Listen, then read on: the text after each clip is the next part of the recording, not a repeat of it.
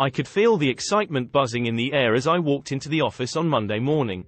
My colleagues were all gathered around the conference table, discussing something with great enthusiasm. I quickly made my way over to see what was going on. Our boss just announced a sales contest, one of my colleagues explained. The winner gets a 2-week, all-expense-paid vacation to Hawaii. I could see the gleam in everyone's eyes as they listened to the details of the contest. We had 2 weeks to sell as much as we could, and the person with the highest sales would win the grand prize. I knew I had to do everything in my power to secure that vacation. As the week went on, the office was buzzing with hilarious and over-the-top tactics to secure sales. My colleague, Jake, dressed up as a banana and danced around the streets, trying to lure in customers. Another colleague, Sarah, even convinced her grandmother to buy a product she didn't need, just to boost her sales numbers. I knew I had to come up with something just as outrageous if I wanted to win. That's when I had the brilliant idea to dress up as a giant inflatable tube man and stand outside the store, waving my arms wildly. People passing by couldn't help but stop and take notice.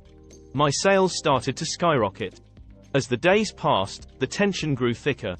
My colleagues and I were constantly checking our sales numbers, trying to one-up each other. I was doing everything I could to stay ahead of the competition. However, there was one colleague, Derek, who was steadily creeping up the leaderboard. He was my biggest threat, and I knew I had to step up my game. One afternoon, I was getting ready to make a sale when Derek suddenly appeared out of nowhere. He started trying to convince the customer to buy from him instead.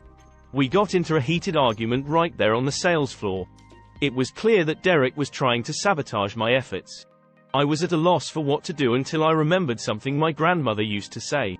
If you can't beat M, join M, she would always tell me. And that's exactly what I did. I approached Derek and proposed a truce. We would work together to boost our sales, splitting the prize if either of us won. The last few days of the contest were a blur of constant sales and relentless pursuit of victory. Finally, the contest was over, and we all gathered around the conference table to find out who won.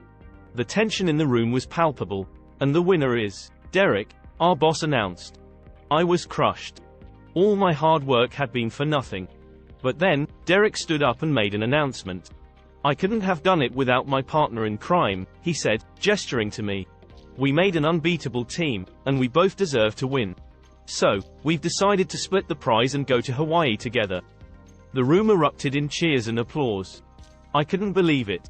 I had made a friend and won a dream vacation all at the same time.